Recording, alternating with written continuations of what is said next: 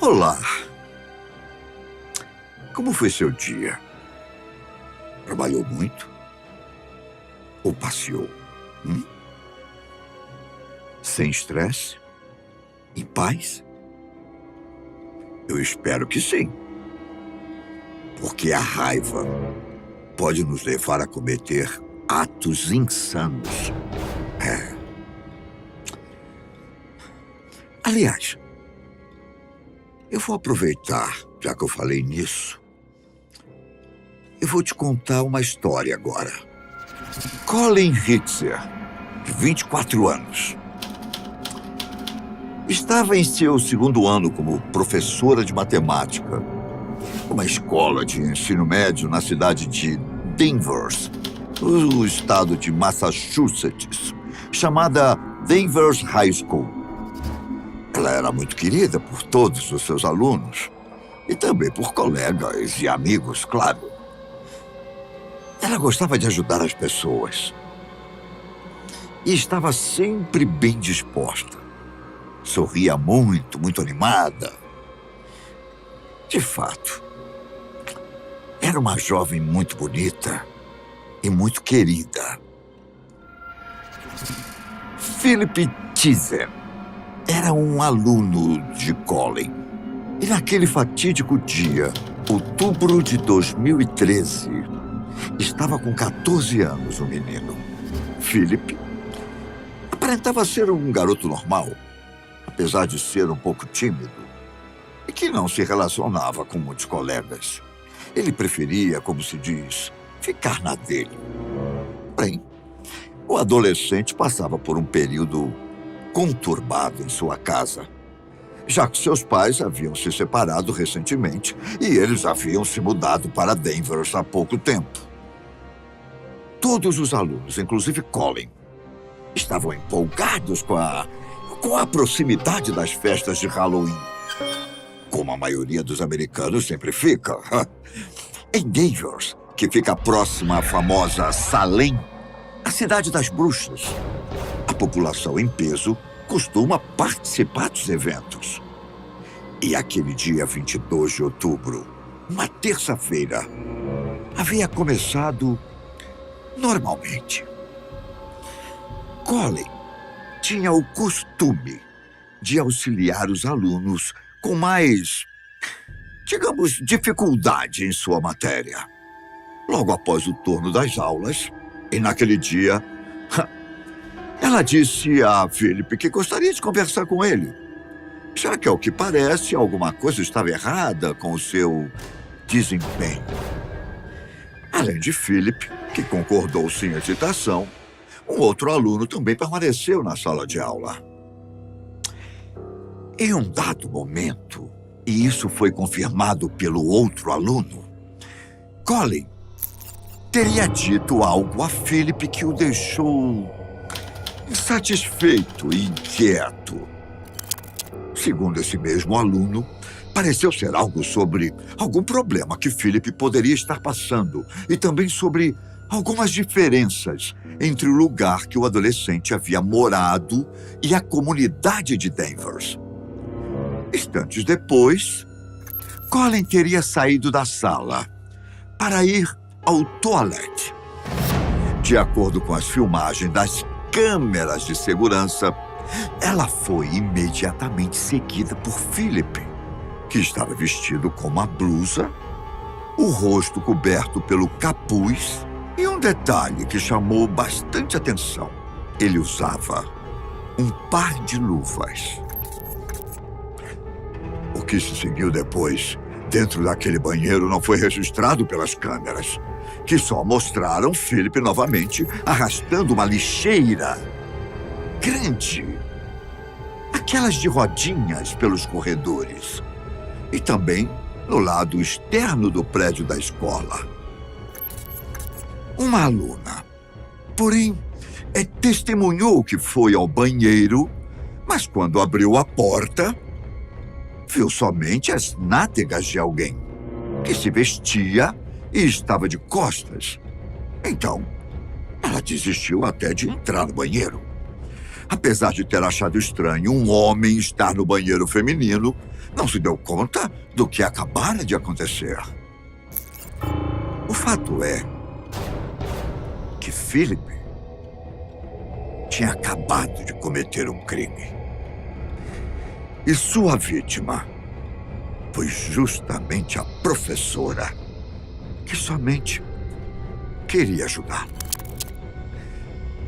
Em sua confissão, o adolescente disse que atacou a professora por trás, desferindo golpes de estilete em seu pescoço.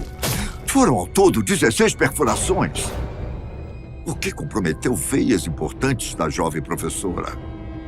Além disso, seu rosto continha marcas resultantes de socos dados por Philip.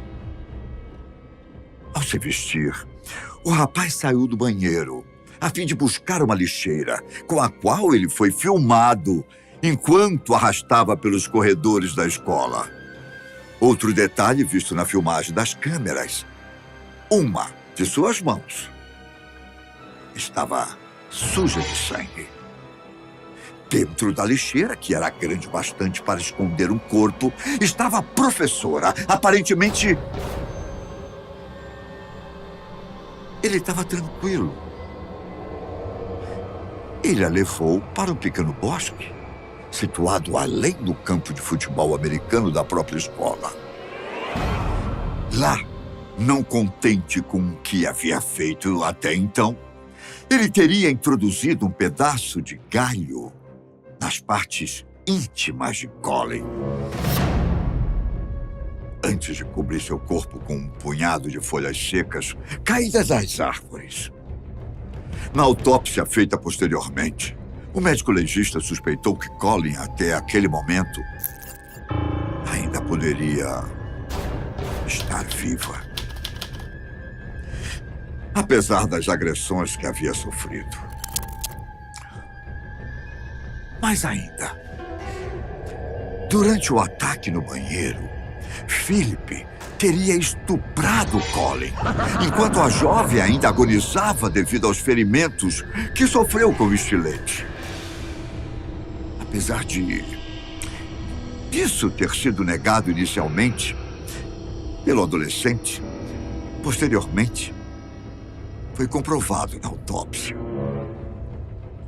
Mais tarde, naquele mesmo dia, as famílias de Colin e de Philip foram à polícia de Denver informar o desaparecimento de seus filhos. É bom dizer que Colin morava com os pais, enquanto Philip com a sua mãe e seus irmãos.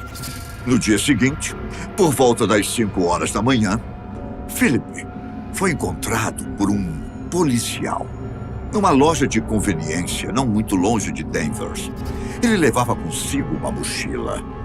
Fazendo várias indagações e suspeitando haver algo de errado, o policial logo chamou reforços. Em um dos seus bolsos havia a licença de motorista de Colin Hitcher e seu cartão de crédito, que inclusive tinha sido usado por Philip para pagar o que havia consumido na loja. Na presença de outros policiais, ele foi indagado se havia algo dentro da sua mochila que poderia machucar alguém. Ele respondeu que sim. Foi então que encontraram o estilete sujo de sangue. Levado à delegacia e pressionado, ele informou o que havia feito e, sem mostrar qualquer arrependimento, desenhou um mapa mostrando a localização do corpo de sua professora. O corpo de Colin foi localizado seminu e, ao lado, o galho que o adolescente havia utilizado e um bilhete escrito por ele onde se lia: "Odeio todos vocês." O crime havia ocorrido e estava praticamente solucionado. O que faltava às autoridades, bem como às famílias, era entender o que teria levado aquele jovem adolescente a cometer tão infame crueldade. Em seu depoimento, ele apenas disse que a professora havia dito algo que ele não teria gostado e que isso teria sido o gatilho para ele cometer o ato. Philip ainda disse que após esconder o corpo de Colin, ele foi ao cinema, onde dispensou o celular da professora e de lá rumou para outra localidade próxima a Danvers, em Topsfield, cidade onde ele foi localizado e que ficava a delegacia para onde foi levado inicialmente. O adolescente foi indiciado por homicídio em primeiro grau e roubo e encaminhado a uma prisão juvenil onde permaneceu até seu primeiro julgamento, que ocorreu por volta de novembro de 2013, num tribunal distrital. Devidamente orientado pelo advogado, o jovem se declarou inocente, mas o caso foi levado a um tribunal superior em dezembro do mesmo ano, onde ele declarou novamente sua inocência. Mas já era tarde demais.